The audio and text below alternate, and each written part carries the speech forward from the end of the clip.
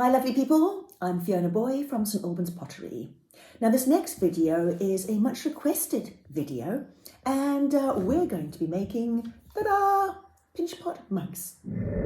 Now these are ideal to make over a long summer vacation, staycation perhaps, either on your own or with your mates.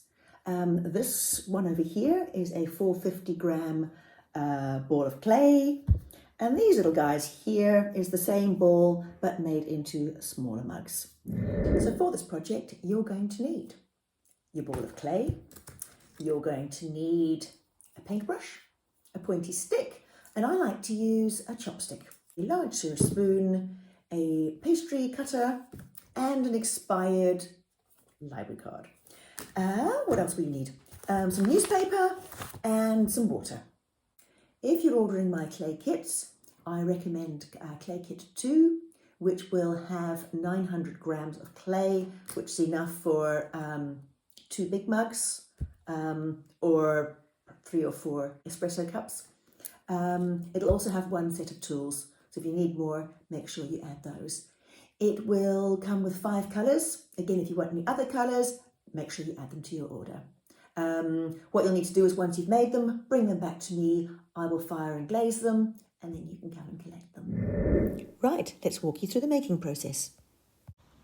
So to start with, you've got your ball of clay. Make sure you take off what you need for the handle. So to take things off, you need to just twist it, and then you've got your main piece and your little bit that you're going to put aside for your handles.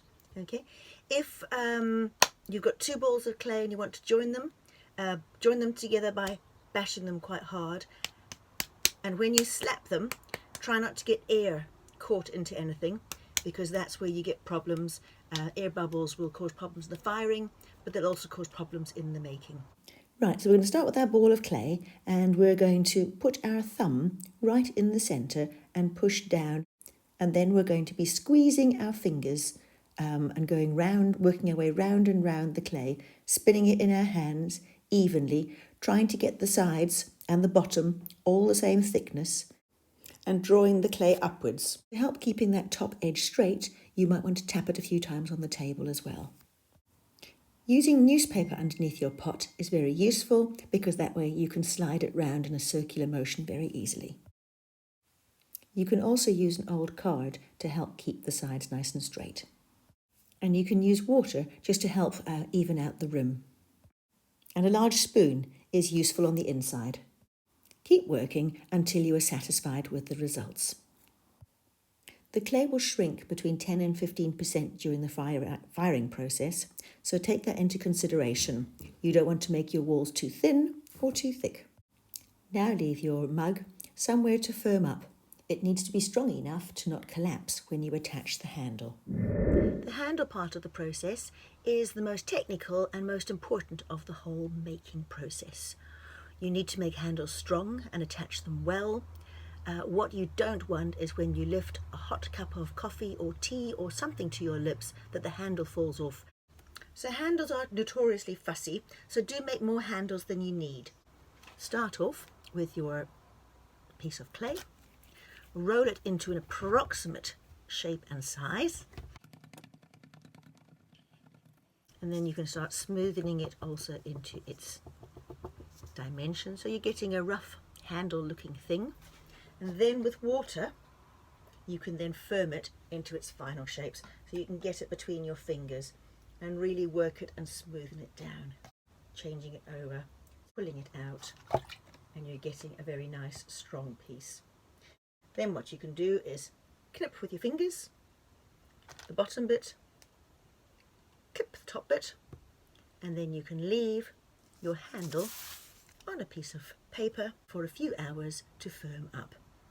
If you are in a rush, the hairdryer will be helpful. Attaching the handles. Once your handle shapes are dry enough to support themselves, they're ready to use. The pastry cutter is very useful for cutting the curves at the top and the bottom. Then cross-hatch and wet the cut edges on the handles. Next, use the handle to mark its placement on the cup. Then cross-hatch, wet and attach. To finish off the making, we need to secure the handles.